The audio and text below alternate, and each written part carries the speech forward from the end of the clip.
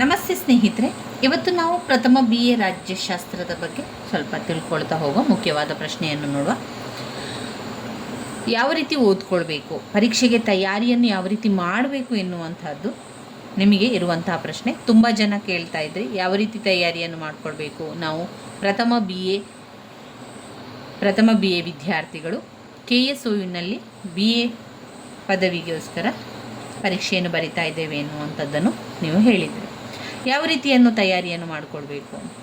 ನಾನು ಈಗಾಗಲೇ ನಿಮಗೆ ತಿಳಿಸಿರುವಂಥದ್ದು, ಪರೀಕ್ಷೆಯ ತಯಾರಿಯನ್ನು ಮಾಡಿಕೊಳ್ಳುವಂಥದ್ದು ಪರೀಕ್ಷೆಯ ಹಿಂದಿನ ದಿವಸ ಅಲ್ಲ.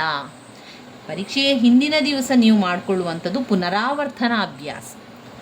ಪರೀಕ್ಷೆ ನಾಳೆ ಇದೆ ಅಂತಾದರೆ ಇವತ್ತು ನೀವೇನು ಮಾಡುವಂಥದ್ದು, ಪುನರಾವರ್ತನ ಅಭ್ಯಾಸವನ್ನು ಮಾಡಬೇಕಾಗಿರುವಂಥದ್ದು, ರಿವಿಷನ್ ಮಾಡುವಂಥದ್ದು.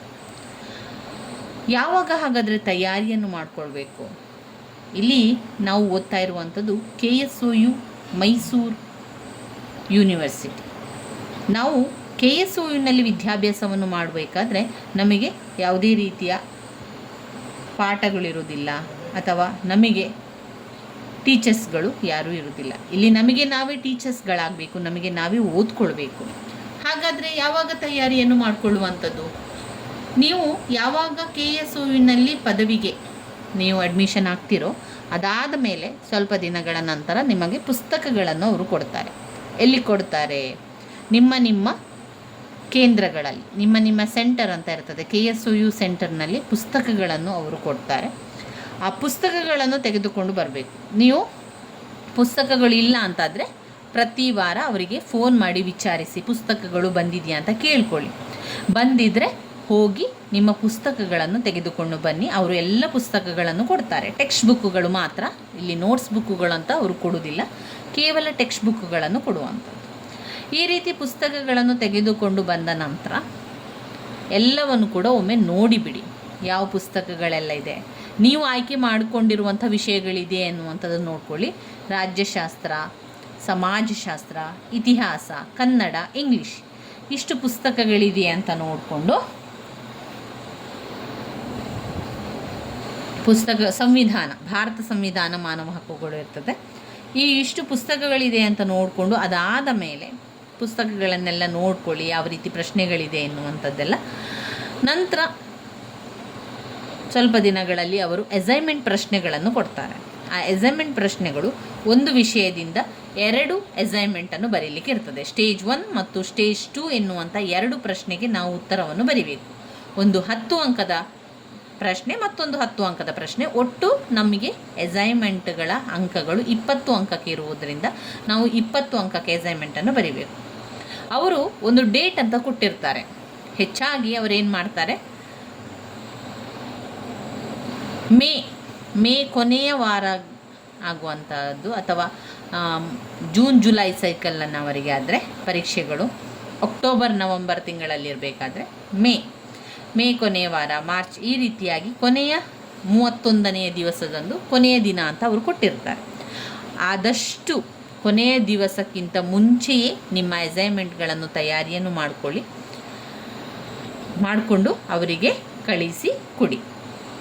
ಸಮಯ ಕಳೆದೋದ್ರೆ ಕೆಲವೊಮ್ಮೆ ಏನು ಮಾಡ್ತಾರೆ, ಆ ಸಮಯವನ್ನು ಎಕ್ಸ್ಟೆಂಡ್ ಮಾಡ್ತಾರೆ, ಕೆಲವೊಮ್ಮೆ ಅದನ್ನು ಸ್ವೀಕರಿಸ್ತಾರೆ. ಇಲ್ಲ ಅಂತಾದರೆ ಕೆಲವೊಮ್ಮೆ ಅದನ್ನು ಸಮಯ ಕಳೀತು ಅಂತ ಹೇಳಿ ತಿರಸ್ಕರಿಸ್ತಾರೆ. ಆದ್ದರಿಂದ ಅವರು ಕೊಟ್ಟಿರುವಂಥ ಸಮಯದ ಮೊದಲೇ ನಿಮ್ಮ ಅಸೈನ್ಮೆಂಟನ್ನು ತಯಾರಿ ಮಾಡಿಕೊಂಡು ಅದನ್ನೊಂದು ಕಳಿಸಿಕೊಡಿ. ನಂತರ ಅದರಲ್ಲಿ ಅವರು 2 ಪ್ರಶ್ನೆಗೆ ಉತ್ತರವನ್ನು ಬರೀಲಿಕ್ಕಿರುವಂಥದ್ದು ನಾವು ಯಾವುದಾದ್ರೂ ಹುಡುಕಿ ಗೂಗಲಲ್ಲಿ ಸಿಗ್ತದೆ ಅದಕ್ಕೆ ಉತ್ತರ, ಅಥವಾ ನಮ್ಮ ಟೆಕ್ಸ್ಟ್ ಬುಕ್ಕಲ್ಲಿಗಳಲ್ಲಿ ಇರ್ತದೆ, ಅವುಗಳನ್ನೆಲ್ಲ ನೋಡಿಕೊಂಡು ನಾವು ಉತ್ತರವನ್ನು ಬರೆದು ಕಳಿಸಬೇಕು. ಸಾಧಾರಣವಾಗಿ ನೀವು 10 ಪುಟದಿಂದ ಹೆಚ್ಚು ಪುಟಗಳ ಉತ್ತರವನ್ನು ಬರೀಬೇಕು. ಆವಾಗ ನಿಮಗೆ ಒಳ್ಳೆಯ ಅಂಕಗಳು ಸಿಗ್ತದೆ. 20 ಅಂಕಗಳಲ್ಲಿ ನಮಗೆ ಅಂಕಗಳು ಬರುವಂಥದ್ದು. ನೀವು 10ರಿಂದ ಹೆಚ್ಚು ಪುಟಗಳನ್ನು ಬರೆದರೆ ಒಳ್ಳೆಯ ಅಂಕಗಳು ಸಿಗ್ತದೆ, ಕಡಿಮೆ ಪುಟಗಳನ್ನು ಬರೆದರೆ ಕಡಿಮೆ ಅಂಕ ಸಿಗ್ತದೆ. ಒಟ್ಟು ಅಂಕಗಳು ಸಿಗ್ತದೆ ನಿಮಗೆ. ಅಸೈನ್ಮೆಂಟ್ ಬರೆದು ಕಳಿಸಿದ ನಂತರ ಅಂಕಗಳೆಲ್ಲ ಅವರು ಕೊಡ್ತಾರೆ. ಅದಾದ ನಂತರ ನಾವು ಪರೀಕ್ಷೆಗೆ ತಯಾರಿಯನ್ನು ಮಾಡಿಕೊಳ್ಬೇಕು. ಯಾವ ರೀತಿ ತಯಾರಿಯನ್ನು ಮಾಡಿಕೊಳ್ಳುವಂಥದ್ದು. ಈಗ ಉದಾಹರಣೆಗೆ ಪ್ರಥಮ BA ರಾಜ್ಯಶಾಸ್ತ್ರ ಇದ್ದಾಗ ಅದಕ್ಕೆ ಒಂದು ಪಾಯಿಂಟ್ಸ್ ಬುಕ್ ಅಂತ ಮಾಡಿಕೊಳ್ಳಿ. ಈ ಪಾಯಿಂಟ್ಸ್ ಬುಕ್ಕಲ್ಲಿ ನೀವು ಮುಖ್ಯವಾದ ಪ್ರಶ್ನೆಗಳ ಪಾಯಿಂಟ್ಸ್ಗಳನ್ನಷ್ಟೇ ಬರೆಯುವಂಥದ್ದು, ಪ್ರಶ್ನೆ ಬರೆಯುವಂಥದ್ದು, ಆ ಪ್ರಶ್ನೆಗೆ ಪಾಯಿಂಟ್ಸ್ಗಳನ್ನಷ್ಟೇ ಬರೆಯುವಂಥದ್ದು ನಾವು ಮಾಡಬೇಕು. ಇದು ಮೊದಲ ತಯಾರಿಯನ್ನು ಮಾಡಿಕೊಳ್ಳುವಂಥದ್ದು. ಈ ರೀತಿಯಾಗಿ ಮಾಡಬೇಕಾದ್ರೆ ಆ ಮುಖ್ಯವಾದ ಪ್ರಶ್ನೆ ಯಾವುದು ಅಂತ ನಾವು ಎಲ್ಲಿಂದ ಹುಡುಕುವುದು ಅಂತ ನಿಮ್ಮ ಪ್ರಶ್ನೆ ಆಗಿರ್ಬೋದು. ನಾವೆಲ್ಲಿಂದ ಹುಡುಕಬೇಕು ಅಂತಾದರೆ ನಾವು ಹಳೆಯ ಪ್ರಶ್ನೆ ಪತ್ರಿಕೆಗಳನ್ನು ನೋಡಿಕೊಂಡು ಅಲ್ಲಿ ರಿಪೀಟಾಗಿ ಕೇಳಿರುವಂತಹ ಪ್ರಶ್ನೆಗಳನ್ನು ನಾವು ಪಾಯಿಂಟ್ಸ್ಗಳಲ್ಲಿ ಬರೀಬೇಕಾಗಿರುವಂಥದ್ದು. ಯಾಕಂದರೆ ಪದೇ ಪದೇ ಕೊಡುವಂತಹ ಪ್ರಶ್ನೆಗಳನ್ನೇ ಅವರು ಹೆಚ್ಚಾಗಿ ಪರೀಕ್ಷೆಗೆ ಕೊಡುವುದರಿಂದ ನಾವು ಆ ಪ್ರಶ್ನೆಗಳನ್ನು ಬರೆದು ಅದಕ್ಕೆ ಪಾಯಿಂಟ್ಸ್ಗಳನ್ನಷ್ಟೇ ಬರೆದು ಪಾಯಿಂಟ್ಸ್ ಬುಕ್ಕಲ್ಲಿ ತಯಾರಿಯನ್ನು ಮಾಡಿಕೊಳ್ಬೇಕು. ಹಾಗಾದರೆ ಮುಖ್ಯವಾದ ಪ್ರಶ್ನೆ ಯಾವುದು ಅಂತ ನೋಡ್ಕೊಳ್ಬೇಕಾದ್ರೆ ಅವರೇನು ಮಾಡ್ತಾರೆ, KSOU ಆಫೀಸ್ ಅಥವಾ KSOU ಆನ್ಲೈನಲ್ಲಿ ನೀವು ಅವರ ವೆಬ್ಸೈಟಿಗೆ ಹೋಗಬೇಕು. ಅಲ್ಲಿ KSOU BA old question papers ಅಂತ ಹಾಕಿದರೆ ಅದು ಓಲ್ಡ್ ಕ್ವಶನ್ ಪೇಪರ್ಸ್ ನಮಗೆ ತೋರಿಸ್ತದೆ. ಅದರಲ್ಲಿ ನಮಗೆ ಬೇಕಾಗಿರುವಂಥ ವಿಷಯನೂ ಆಯ್ಕೆ ಮಾಡ್ಕೊಳ್ಳಿ. ಈಗ ಉದಾಹರಣೆಗೆ ರಾಜ್ಯಶಾಸ್ತ್ರ ಎನ್ನುವಂಥದ್ದನ್ನು ಆಯ್ಕೆ ಮಾಡಿಕೊಂಡು ರಾಜ್ಯಶಾಸ್ತ್ರ ಅಂತ ನಾವು ಅಲ್ಲಿ ಕ್ಲಿಕ್ ಕೊಟ್ಟಾಗ ರಾಜ್ಯಶಾಸ್ತ್ರದ ಸಂಪೂರ್ಣ ಪರೀಕ್ಷೆಯನ್ನು ಪ್ರಶ್ನೆ ಪತ್ರಿಕೆಗಳನ್ನು ಅವರು ತೋರಿಸ್ತಾರೆ. ಅದರಲ್ಲಿ ನಮಗೆ ಬೇಕಾಗಿರುವಂಥದ್ದು ಈಗ ಪ್ರಥಮ BA ರಾಜ್ಯಶಾಸ್ತ್ರ ಆಗಿದ್ದರೆ ಪ್ರಥಮ BA ರಾಜ್ಯಶಾಸ್ತ್ರವನ್ನು ಆಯ್ಕೆ ಮಾಡಿಕೊಂಡಾಗ ಹಳೆಯ ಪ್ರಶ್ನೆ ಪತ್ರಿಕೆಗಳೆಲ್ಲ ಬರ್ತದೆ. ಅವರ ಜೊತೆಯಲ್ಲಿರುವಂಥ ಹಳೆಯ ಪ್ರಶ್ನೆ ಪತ್ರಿಕೆಗಳೆಲ್ಲ ಕಾಣಿಸ್ತದೆ. ನಂತರ ಅದರಲ್ಲಿ ನೋಡಿಕೊಂಡು ಮುಖ್ಯವಾದ ಪ್ರಶ್ನೆಯನ್ನು ನಮ್ಮ ಪುಸ್ತಕದಲ್ಲಿ ನಮಗೆ ಸಿಕ್ಕಿರುವಂಥ ಪುಸ್ತಕದಲ್ಲಿ ಗುರುತನ್ನು ಹಾಕ್ಕೊಳ್ಳಿ.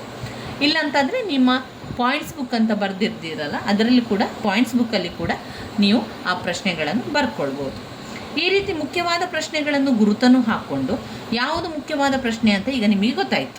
ಅದಕ್ಕೆಲ್ಲ ಅದು 15 ಅಂಕದ ಪ್ರಶ್ನೆ, ಅದು 5 ಅಂಕಕ್ಕೆ ಕೇಳಿದ್ದಾರೆ, ಅದು 5 ಅಂಕಕ್ಕೆ 2 ಬಾರಿ ಕೇಳಿದ್ದಾರೆ, 10 ಅಂಕದ ಪ್ರಶ್ನೆ, 15 ಅಂಕದ ಪ್ರಶ್ನೆ ಎನ್ನುವಂಥದ್ದು ನಿಮಗೆ ಈ ರೀತಿಯಾಗಿ ಗುರುತನ್ನು ಹಾಕ್ಕೊಂಡು ಇಟ್ಕೊಂಡ್ರೆ ತುಂಬಾ ಸುಲಭ ಆಗ್ತದೆ. ನಾವು ಓದಬೇಕಾದ್ರೆ ಉಳಿದಿರುವಂಥದ್ದನ್ನು ಓದಬೇಕು ಅಂತ ಇಲ್ಲ. ನಾವು 15 ಅಂಕದ ಪ್ರಶ್ನೆಗೆ ಮೊದಲು ಉತ್ತರವನ್ನು ತಿಳ್ಕೊಳ್ಬೇಕು. ಆಗ ನಾವು ನೇರವಾಗಿ ಆ ಒಂದು ಪ್ರಶ್ನೆಯನ್ನು ಓದ್ತಾ ಹೋಗಲಿಕ್ಕೆ ತುಂಬಾ ಅನುಕೂಲ ಆಗ್ತದೆ. ಈ ರೀತಿಯಾಗಿ ತಯಾರಿಯನ್ನು ಮಾಡಿಕೊಳ್ಳುವಂಥದ್ದು. ನೀವು ಮುಖ್ಯವಾದ ಪ್ರಶ್ನೆಗಳನ್ನು ಬರೀರಿ. ಆ ಪ್ರಶ್ನೆ ಬರೆದು ಉದಾಹರಣೆಗೆ ಈಗ ನಾನು ಒಂದು ರಾಜ್ಯಶಾಸ್ತ್ರದ ವ್ಯಾಪ್ತಿ ಅಂತ ಬರೀರಿ ನಿಮ್ಮ ಪಾಯಿಂಟ್ಸ್ ಬುಕ್ಕಲ್ಲಿ. ಅದಕ್ಕೆ ಉತ್ತರ ಎಷ್ಟು ಬರೀಬೇಕು? 4 ಪಾಯಿಂಟ್ಸನ್ನು ಬರೀರಿ. ರಾಜಕೀಯ ಸಿದ್ಧಾಂತ, ರಾಜಕೀಯ ಸಂಸ್ಥೆಗಳು, ರಾಜಕೀಯ ಪಕ್ಷಗಳು, ಅಂತಾರಾಷ್ಟ್ರೀಯ ಸಂಬಂಧಗಳು, ಇಷ್ಟೇ ಬರೆಯುವಂಥದ್ದು. ಇದು ನಿಮ್ಮ ಪಾಯಿಂಟ್ಸ್ ಬುಕ್ಕಲ್ಲಿದ್ದರೆ ನಿಮಗೆ ಒಮ್ಮೆ ಎಲ್ಲ ಪ್ರಶ್ನೆ ಕೂಡ ಉತ್ತರವನ್ನು ಆ ರೀತಿ ಪಾಯಿಂಟ್ಸನ್ನು ಬರೆದ ನಂತರ ಅಭ್ಯಾಸವನ್ನು ಮಾಡಲಿಕ್ಕೆ ತುಂಬಾ ಸಹಾಯ ಆಗ್ತದೆ. ಅದನ್ನು ಅಷ್ಟನ್ನು ಓದ್ಕೊಳ್ತಾ ಹೋದರೆ ಆಯಿತು. ಪಾಯಿಂಟ್ಸನ್ನು ಸರಿಯಾಗಿ ನೀವು ಬಾಯ್ಪಾಠ ಮಾಡಿದ ನಂತರ ಆ ಪಾಯಿಂಟ್ಸಲ್ಲಿ ಏನು ವಿವರಣೆ ಕೊಟ್ಟಿದ್ದಾರೆ, ಯಾವ ರೀತಿ ವಿವರಣೆ ಕೊಟ್ಟಿದ್ದಾರೆ, ಯಾವ ವಿಷಯಗಳಿದೆ ಎನ್ನುವಂಥದ್ದು ಗೊತ್ತಾಗಲಿಕ್ಕೆ ತುಂಬಾ ಸಹಾಯ ಆಗ್ತದೆ. ಈ ರೀತಿಯಾಗಿ ಮಾಡಿಕೊಳ್ಬೇಕು.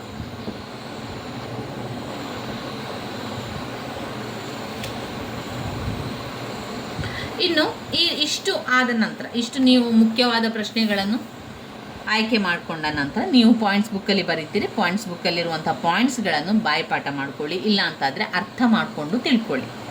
ಒಂದು ವೇಳೆ ನೀವು ಬಾಯ್ಪಾಠ ಮಾಡಿ ಆಯಿತು ಅಂತಾದರೆ ಆ ಬಾಯ್ಪಾಠ ಮಾಡಿದಂಥ ಪ್ರಶ್ನೆಗಳ ಪಾಯಿಂಟ್ಸ್ಗಳಿದೆಯಲ್ಲ ಆ ಪಾಯಿಂಟ್ಸ್ನ ವಿವರಣೆ ಹೇಗಿದೆ ಎನ್ನುವಂಥದ್ದು ನೋಡ್ತಾ ಹೋಗಬೇಕು.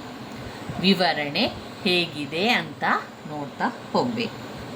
ಈ ರೀತಿಯಾಗಿ ಮಾಡ್ತಾ ಹೋದರೆ ನಮಗೆ ಪರೀಕ್ಷೆಯ 1 ತಿಂಗಳು 2 ತಿಂಗಳು ಮೊದಲೇ ಎಲ್ಲ ತಯಾರಿ ಮಾಡಿ ಮುಗೀತದೆ. ಈ ರೀತಿಯಾಗಿ ತಯಾರಿಯನ್ನು ಮಾಡಿಕೊಂಡಂತಹ ನಾವು ಮತ್ತೆ ಆ ಪುಸ್ತಕವನ್ನು ಓದ್ತಾ ಇರಬೇಕು. ಪುನರಾವರ್ತನಾ ಅಭ್ಯಾಸವನ್ನು ಮಾಡ್ತಾ ಇರಬೇಕು. ಇವಿಷ್ಟು ನೀವು ಮಾಡಿದ್ದೀರಿ ಅಂತಾದರೆ ನೀವು ಒಳ್ಳೆಯ ಅಂಕಗಳ ಜೊತೆಗೆ ನಿಮ್ಮ BA ವಿಷಯದಲ್ಲಿ ಪಾಸ್ ಅಂಕಗಳನ್ನು ಪಡಿತೀರ. ಪಾಸ್ ಅಂಕಗಳನ್ನು ಪಡಿಲಿಕ್ಕೆ ಭಯವೇ ಇಲ್ಲ. ಯಾಕೆಂದರೆ ಇಷ್ಟು ತಯಾರಿಯನ್ನು ನಾವು ಮಾಡಿಕೊಂಡ್ರೆ ಪ್ರತಿಯೊಬ್ಬರೂ ಕೂಡ ಪಾಸ್ ಆಗ್ತೀರ, ಅದರಲ್ಲಿ ಡೌಟೇ ಇಲ್ಲ. ಯಾಕಂದರೆ ಅಷ್ಟು ತಯಾರಿ ಬೇಕು ಮಾತ್ರ. ನಮಗೆ ತಯಾರಿ ಇಲ್ಲ ಅಂತಂದರೆ ಇಲ್ಲಿ ಯಾರೂ ಟೀಚರ್ಸ್ ಇಲ್ಲ, ನಾವೇ ಓದ್ಕೊಳ್ಬೇಕು, ನಾವೇ ಕಲ್ತ್ಕೊಳ್ಬೇಕು. ಹಾಗೆ ಪರೀಕ್ಷೆಗಳ ಬಗ್ಗೆ ಆಗಲಿ ಇನ್ನಿತರ ವಿಷಯಗಳಾಗಲಿ ನಮಗೆ ಯಾವ ಮಾಹಿತಿ ಕೂಡ ಸಿಗೋದಿಲ್ಲ. ಪರೀಕ್ಷೆ ಯಾವಾಗ ಇದೆ ಅಂತ ಕೂಡ ನಾವೇನು ಮಾಡಬೇಕು, ಅವರ ವೆಬ್ಸೈಟಲ್ಲಿ ಯಾವಾಗಲೂ ಚೆಕ್ ಮಾಡ್ತಾ ಇರಬೇಕು. ಅವರು ಒಂದು ದಿವಸ ಪರೀಕ್ಷೆಯ ಟೈಮ್ ಟೇಬಲ್ ಇರುವಂಥದ್ದು, ಆಮೇಲೆ ಪರೀಕ್ಷೆಯ ಒಂದು ಟೈಮ್ ಟೇಬಲನ್ನು ಕಳಿಸ್ತಾರೆ. ಅದಾದ ನಂತರ ಪರೀಕ್ಷೆಗೆ ನಮಗೆ ಹಾಲ್ ಟಿಕೆಟ್ ಅನ್ನು ಕೂಡ ಪರೀಕ್ಷೆಯ 1 ವಾರದ ಮುಂಚಿತವಾಗಿ ಪರೀಕ್ಷಾ ಹಾಲ್ ಟಿಕೆಟನ್ನು ಅವರು ಕಳಿಸುವಂಥದ್ದು. ಅದನ್ನು ಕೂಡ ನಾವು ಡೌನ್ಲೋಡ್ ಮಾಡಿ ಇಟ್ಕೊಳ್ಳುವಂಥದ್ದು. ಇವಿಷ್ಟನ್ನು ತಯಾರಿಯನ್ನು ಮಾಡಿಕೊಂಡ್ರೆ ನೀವು ಆರಾಮದಲ್ಲಿ BA ವಿಷಯವನ್ನು ಪಾಸ್ ಆಗ್ತೀರಾ. ಒಳ್ಳೆಯ ಅಂಕಗಳ ಜೊತೆಗೆ ನಾವು ಪದವಿಯನ್ನು ಪಡೀಲಿಕ್ಕೆ ತುಂಬಾ ಸಹಾಯ ಆಗ್ತದೆ. ಇದು ನಾನು ತಯಾರಿಯನ್ನು ಮಾಡಿಕೊಂಡಿರುವಂಥ ರೀತಿ. ನಿಮಗೆ ಅದು ಬೇಡ, ಬೇರೆ ರೀತಿ ಮಾಡ್ಕೊಳ್ತಾ ಇದ್ದೀರಿ ಅಂತಾದರೆ ಬೇರೆ ರೀತಿ ತಯಾರಿಯನ್ನು ಮಾಡಿಕೊಳ್ಳಿ.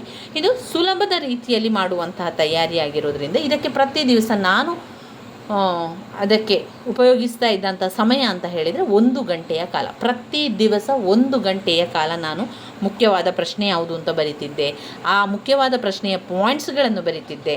ಅದರ ಜೊತೆಗೆ ಆ ಪಾಯಿಂಟ್ಸ್ಗಳನ್ನು ಕೂಡ ಆ ದಿವಸ ಬರೆದಿರುವಂಥ ಪಾಯಿಂಟ್ಸ್ಗಳನ್ನು ಅದೇ ದಿವಸ ಬಾಯ್ಪಾಠವನ್ನು ಮಾಡಿಕೊಳ್ಳುವಂಥದ್ದು.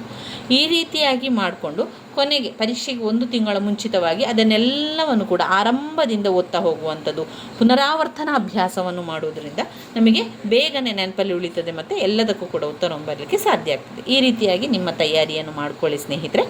ನನ್ನ ವಿಡಿಯೋಸ್ ನಿಮಗೆ ಇಷ್ಟ ಆಗಿದ್ದರೆ ಲೈಕ್ ಕೊಡಿ, ಶೇರ್ ಮಾಡಿ, ಸಬ್ಸ್ಕ್ರೈಬ್ ಮಾಡಲಿಕ್ಕೆ ಮರಿಬೇಡಿ. ಧನ್ಯವಾದಗಳು.